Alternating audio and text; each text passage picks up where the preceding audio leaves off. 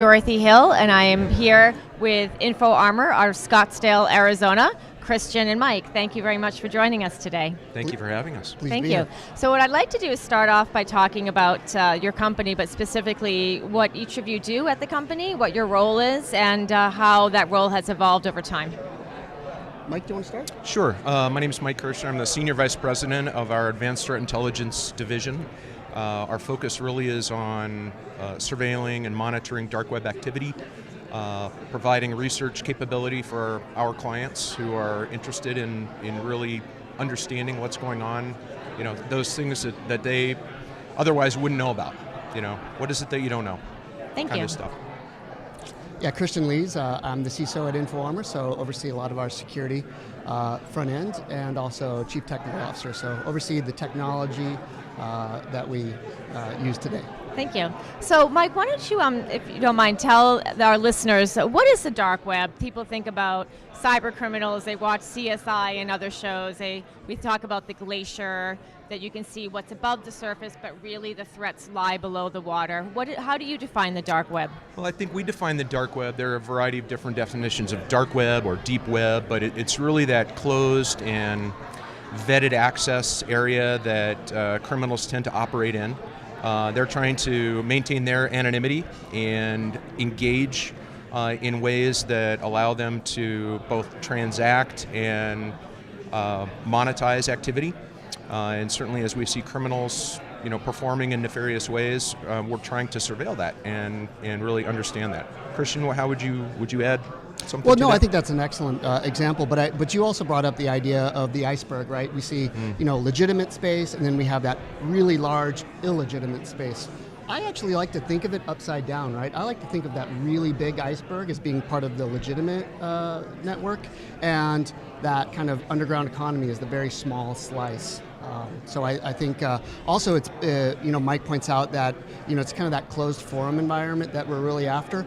But I do believe after, for example, we saw Alpha Bay being shut down, I do believe that, the threat actors are seeing this and seeing there's consequences, but they're also kind of moving into that legitimate space outside of the dark web. I think that's a possibility. Mm-hmm. That's a very interesting transformation when we look at Silk Road 1.0 and 2.0, which former FBI agent Christopher Tarbell and his team at the FBI helped to shut down.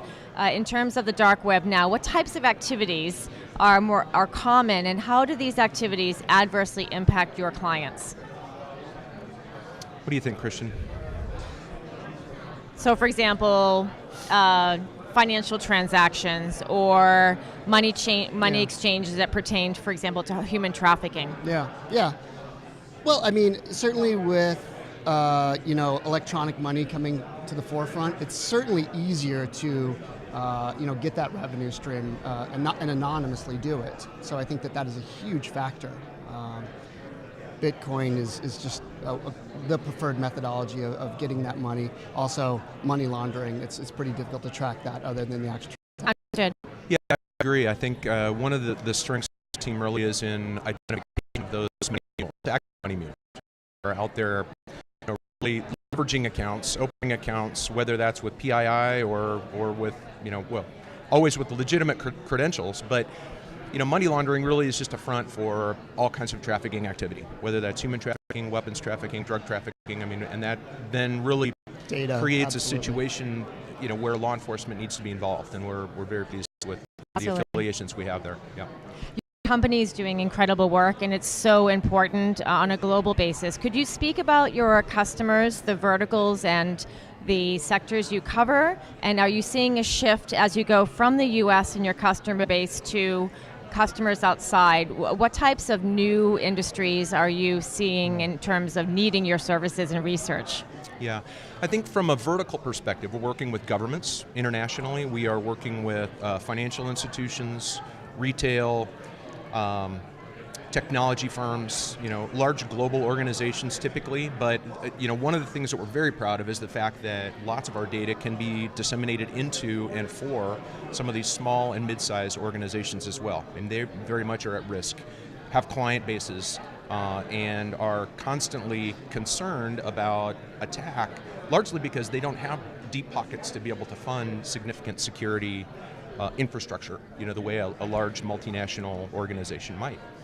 But we certainly are seeing a significant shift with the EU, with GDPR. I mean, clients that really are operating internationally now are having to accept risk associated with operating in different geographies, and things that they didn't necessarily have to accept a year ago.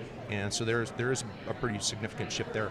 Excellent. We talk about the international law enforcement community and Interpol, as well as FBI, DHS. Could you speak, please, about your affiliations with law enforcement agencies, obviously without disclosing too much, and what are you helping to do to move the needle to increase awareness and also the sharing of information?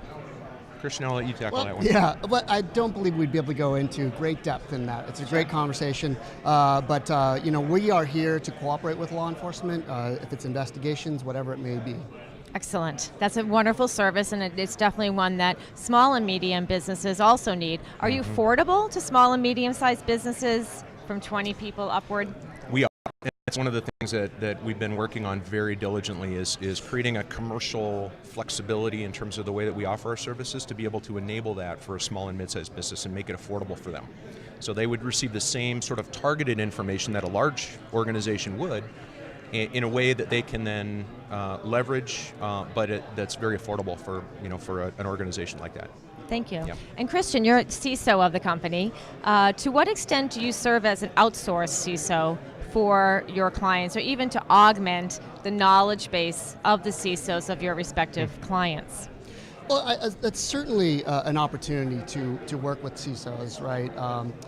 But I think it's more heavily focused on our organization, help transform these external organizations that may be small or medium, and really kind of not familiar with traditional threat intelligence, right? I believe that the traditional CISO is really familiar with IP reputation feeds, but when you get outside of that kind of unstructured threat intelligence, that's what we're here for. We help to triage, we help to bring them up to speed of real threat intelligence, not just your traditional IP reputation into your SIM. Thank you. And Mike, in terms of C-level executives and board members of your clients who are being threatened, those threats that emanate from the dark web, can you give us an example of how you work internally to identify such a threat, and then how you serve as the first level of defense for your clients? Absolutely. I think the core behind that is really the human engagement that we have. The operatives that we have are, have spent years creating their personas, maintaining those personas, engaging with threat actors, and really understanding what their intents and objectives are.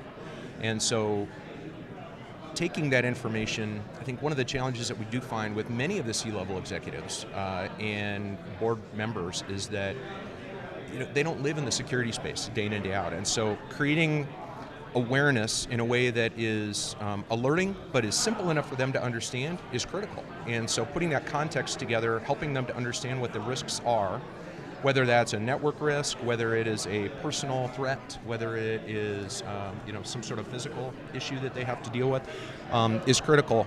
But they need to understand that these cyber threats do exist, and that they do require then resources to be applied in order to try to mitigate those. And that's really where our team comes into play. I mean, we'll identify it, triage it, as Christian said, and then help the client understand how best to prioritize those risks. Thank you for that succinct answer. What keeps you awake at night? That is a great question. Just the threats that we don't know about, right? That's the answer that everyone really is. The known unknowns, or the unknowns unknowns. It's threat actor retaliation, or also I do have a legitimate concern about organizations. The ability to light yourself in the cloud very, very quickly and exposing yourself. We are seeing, this big trend, and of course, we have to worry about threat actors, but we have to worry about organizations themselves exposing. So I worry about, of course, threat actor, insider threat, and exposing ourselves. Thank you. I think the thing that keeps me up at night is simply the fact that we continue to seem to be behind the eight ball as it relates to security. We have more and more clients that we engage with who simply feel as though putting a firewall in place and having antivirus on their machines continues to be a standard and is adequate. And I think as we're finding, it's not the case. And so the risks are significant. Thank you. Well, the dark web obviously being an incredibly important issue and topic within cybersecurity with an expanding threat landscape. I thank both of you for joining us today at Black Hat. It's been great. Thank you. Please. Thank you. Thank you. Thank you. Thank you. Thank you.